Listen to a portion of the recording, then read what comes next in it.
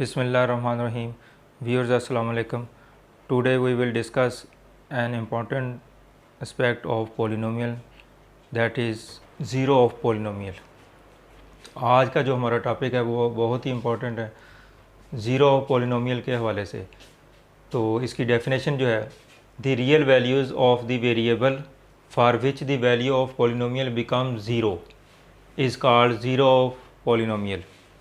कि किसी भी पॉलिनोमियल जो है उसमें जो वेरिएबल यूज़ होता है तो उसकी वेरिएबल की वो वैल्यू जिस पे उस पॉलिनोमियल की वैल्यू जो है वो ज़ीरो हो जाए, तो ऐसी वैल्यू को, वेरिएबल की उस वैल्यू को हम ज़ीरो ऑफ द पॉलिनोमियल का नाम देंगे. अब इसमें एग्जांपल हम इसकी एक ले लेते हैं कि real value k is called zero of polynomial p of x, यानी p ऑफ x जो है हमारे पास एक पॉलिनोमियल है. तो अब k हमारे पास एक रियल नंबर है. तो अगर हम x की वैल्यू जो है वो k पुट करें तो पॉलिनोमियल की वैल्यू जो है वो ज़ीरो आ जाए, तो इट मीन्स के k की वैल्यू जो है वो k क्या कहलाएगी, वो ज़ीरो ऑफ दी पॉलिनोमियल कहलाएगी.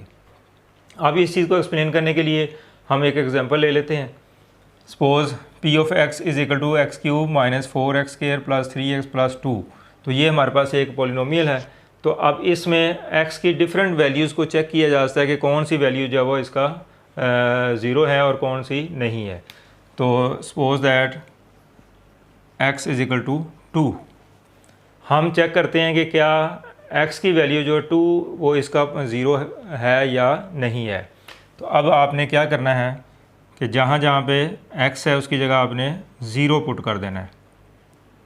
इस पॉलिनोमियल में x की जगह आपने 2 पुट कर देना हर जगह पे जहाँ पे x इन्वॉल्व है.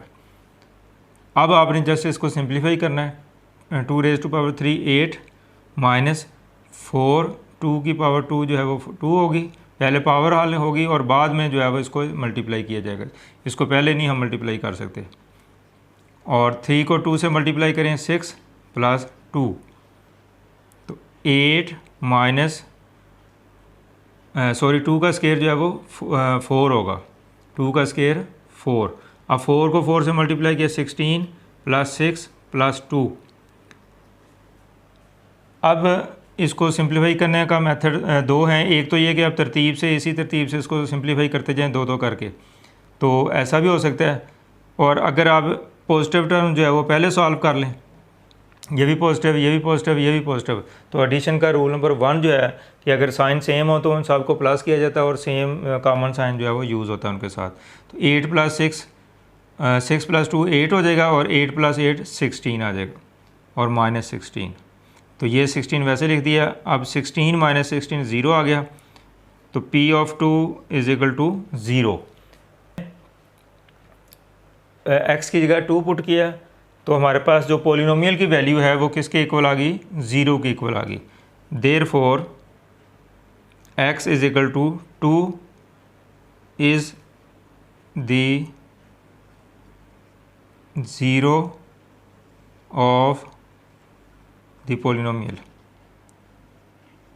अब ये जो x की वैल्यू 2 है ये क्या कहलाएगी, ये इसका ज़ीरो कहलाएगी. इसको हम कहेंगे ज़ीरो ऑफ द पॉलिनोमियल.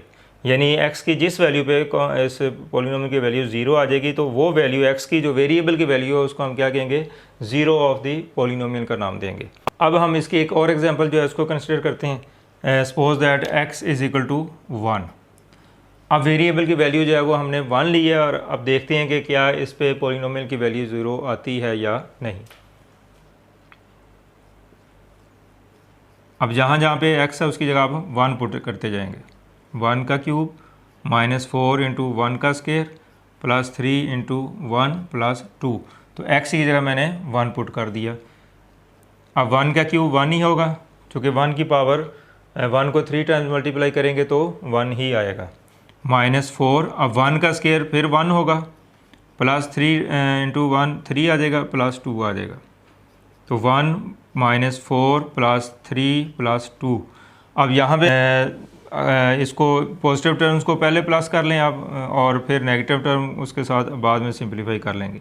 तो 1 प्लस 3 प्लस 2, तो +2 और +3 +5 होगा और +1 तो ये +6 आ जाएगा -4, तो 6 - 4 जो है वो 2 आएगा। अब देखें कि आपने x की वैल्यू 1 पुट की, तो इस पर जो पॉलिनोमियल की वैल्यू जो है वो 2 निकली है, 0 नहीं आई। इसका मतलब ये कि x की वैल्यू जो 1 है वो इसका 0 नहीं कहलाएगी।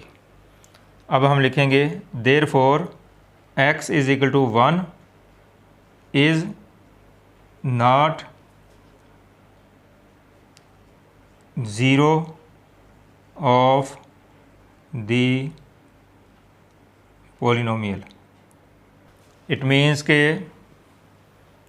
x की वैल्यू जो 1 है वो इस पॉलिनोमियल का क्या 0 नहीं है। तो 0 होने के लिए क्या कंडीशन है कि आपके पास पॉलिनोमियल की वैल्यू जो है वो 0 आनी चाहिए।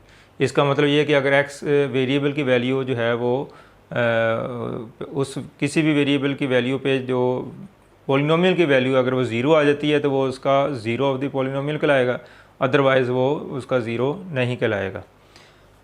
अच्छा, यहाँ पे ये हमारा कंसेप्ट तो कंप्लीट हो गया। अब यहाँ पे एक आपको इजाफी एक बात बताता चलूँ कि ये जो x की वैल्यू होती है, अगर इस पे पॉलिनोमियल की वैल्यू 0 हो तो इसको हम रूट ऑफ द पॉलिनोमियल का नाम भी देते हैं। यानी एक्चुअली जो 0 ऑफ द पॉलिनोमियल है ये तो 0 ऑफ द पॉलिनोमियल से क्या मुराद है कि जो वेरिएबल की वैल्यू जिस पे पॉलिनोमियल की वैल्यू 0 हो जाए तो वो उसका 0 कहलाती है, और इसको हम रूट का नाम भी दे सकते हैं। यानी अब यहाँ पे 1 मैंने पुट किया और वेरिएबल की वैल्यू पॉलिनोमियल की वैल्यू 0 नहीं आई, तो इसको हम ये भी लिख सकते हैं कि देयरफॉर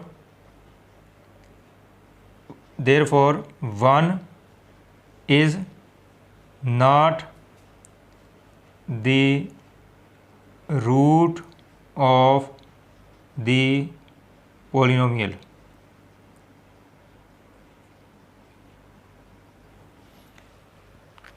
तो इसका एक दूसरा जो एस्पेक्ट वो ये है कि चूँकि 1 पे ये पॉलिनोमियल की वैल्यू 0 नहीं आई तो 1 जो है वो इस पॉलिनोमियल का रूट बिल्कुल भी नहीं होगा।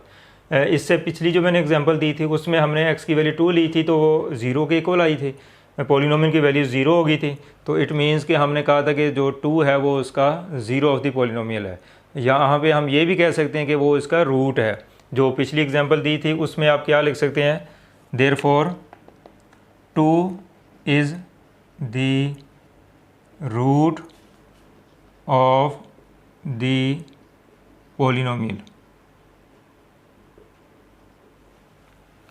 यानी ये किसके लिए, जो इससे पिछली एग्जांपल मैंने दी आपको, तो उसमें चूँकि 2 पे इस पॉलिनोमियल की वैल्यू 0 आ गई थी, इसलिए 2 जो है वो उसका रूट कहलाएगा। यानी जो 2 जो है वो उसका 0 ऑफ द पॉलिनोमियल भी कहलाएगा और रूट ऑफ द पॉलिनोमियल जो है वो भी कहलाएगा।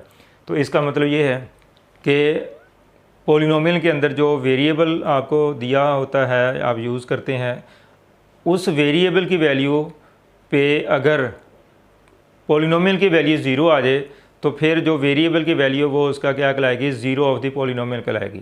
तो इसी चीज़ का दूसरा नाम जो है वो रूट भी कह सकते हैं कि जो x की वैल्यू है, फॉर एग्जांपल उसमें वेरिएबल x है, तो x की जिस वैल्यू पर वो पॉलिनोमियल की वैल्यू 0 हो जाए तो x की वो वैल्यू जो है वो उसका रूट कहलाएगी।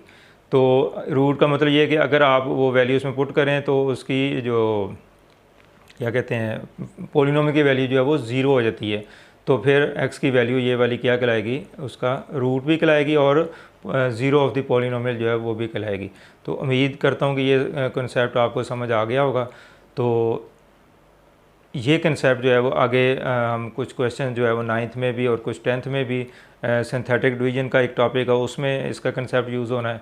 इसके अलावा फैक्टर थ्योरम है, रिमाइंडर थ्योरम है, वहाँ पे इसका यूज़ है। तो मुख्तलिफ जो मैथमेटिक्स से जो कंसेप्ट है वहाँ पे इसका यूज़ जो है वो होता है।